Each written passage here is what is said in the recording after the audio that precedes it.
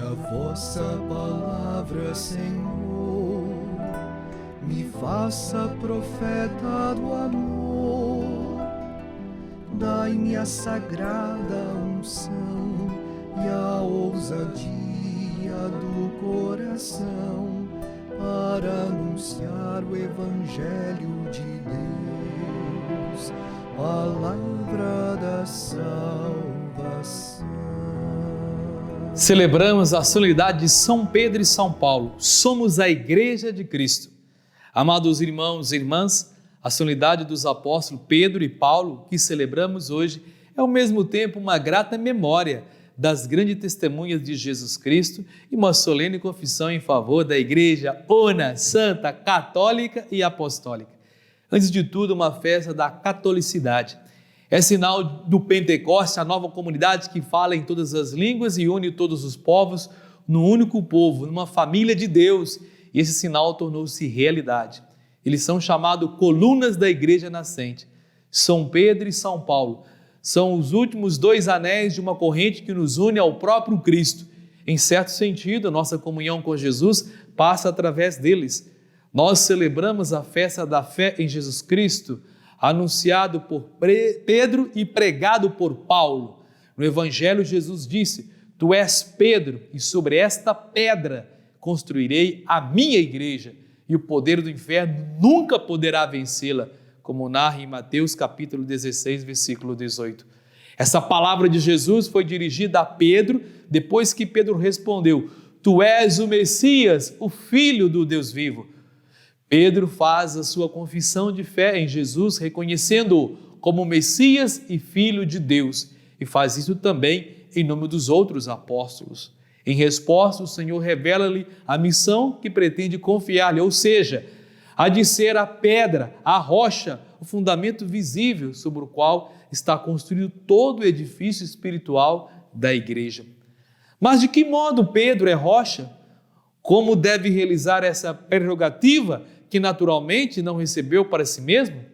O texto de Mateus deixa claro que o reconhecimento da identidade de Jesus, proferido por Simão em nome dos 12, não provém da carne ou do sangue, isto é, das suas capacidades humanas, mas de uma especial revelação de Deus Pai. Também sobressai forte e clara a promessa de Jesus: as portas do inferno, isto é, as forças do mal, não conseguirão vencê-la. Na realidade, a promessa que Jesus faz a Pedro é ainda maior do que as promessas feitas aos profetas antigos.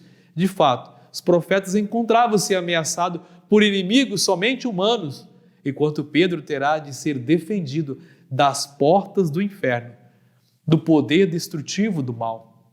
Jeremias recebe uma promessa que diz respeito à sua pessoa e ministério profético, enquanto Pedro recebe garantias relativamente ao futuro da igreja, da nova comunidade fundada por Jesus Cristo e que se prolonga para além da existência pessoal do próprio Pedro, ou seja, por todos os tempos. Um aspecto importante dessa liturgia é o significado de ser apóstolo. Ele não é somente aquele que prega Jesus, mas sobretudo aquele que, escolhido pelo Senhor, com ele conviveu, nele viveu, por ele entregou a sua vida. Os apóstolos testemunharam Jesus não somente com a palavra, mas também com o modo de viver e com a própria morte. Por isso mesmo, seu martírio é uma festa da igreja, pois é o selo de tudo quanto anunciaram. O próprio São Paulo reconhecia: não pregamos a nós mesmos, mas a Cristo Jesus, o Senhor.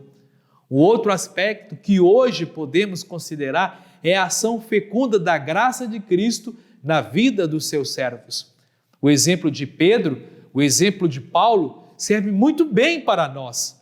O cardeal Ratzinger, quando foi eleito Papa, afirmou humildemente que se consolava com o fato de Deus saber trabalhar com instrumentos insuficientes. Quem era Simão, chamado Pedro? Um pescador sincero, mas rude, impulsivo, de temperamento movediço. No entanto, foi fiel à graça, tornou-se pedra sólida da igreja, tão apegada ao seu Senhor, a ponto de exclamar, cheio de tímida humildade: Senhor, tu sabes tudo, tu sabes que eu te amo. Quem era Saulo de Tarso, chamado Paulo? Um douto, mas teimoso, radical, fariseu, inimigo de Cristo. Tendo sido fiel à graça, tornou-se o grande apóstolo de Jesus Cristo, tão apaixonado pelo seu Senhor, a ponto de nos desafiar: sede meus imitadores como eu sou de Cristo, como narra na primeira carta aos Coríntios, capítulo 11, versículo 1. Eis, caros irmãos, abramos também nós a graça que o Senhor nos concede para a edificação da sua obra, para a construção do seu reino, e digamos com São Paulo: pela graça de Deus sou o que sou, e sua graça em mim não foi em vão. Portanto, amados irmãos e irmãs, celebrar os apóstolos Pedro e Paulo é um testemunho de fé na igreja una, santa, católica e apostólica. A evangelização das duas colunas da igreja apoia-se não sobre uma mensagem intelectual, mas sobre uma praxis profunda, sofrida, testemunhada com a palavra de Jesus, nosso Senhor, Mestre e Salvador.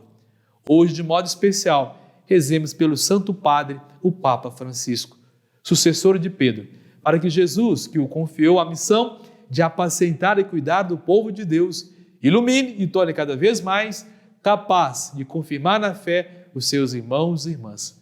Por isso, convido a todos a compartilhar essa homilia com seus amigos e amigas das redes sociais. Vamos juntos evangelizar. Escreva em nossas redes sociais, ative o sininho de notificações, comente, compartilhe. Sejamos homens e mulheres do bem, comprometidos com o Evangelho de nosso Senhor Jesus Cristo, como fez Paulo, como fez Pedro. E que Deus nos abençoe sempre. Ele que é Pai, Filho e Espírito Santo. Amém.